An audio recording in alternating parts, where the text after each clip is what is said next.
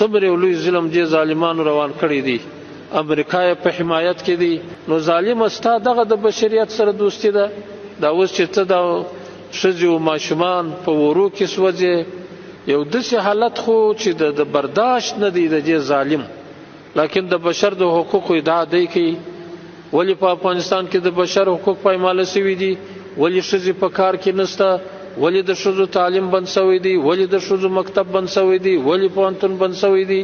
ولې امر بالمعروف رامنځته شوی دی ولې حجاب لازمي شوی دی ولې په ښځو حجاب ولې بلا محرمه ښځې نه پرېښول کېږي دا د بشر خلاف دی ای ظالمه دا ته چې اوس په دې د بشر خلاف کوې ښځې ماشومان ته خو ما خو ښځو ته عزت ورکړي که نه ښځو ته مې عفت ورکړي په ښځو مې حجاب واغوستی د ښځو مې پرده وکړله که نه فحاشي مې ختم کړه بد اخلاقي مې ختم کړه دا خو ما عزت ور په برخه کوي تا څه وکړله ماشومان د مور په غېږ کې له منځه وړې دا ستا بشریت دی دا ستا انسانیت دی هېڅوک غږ هم نه کوي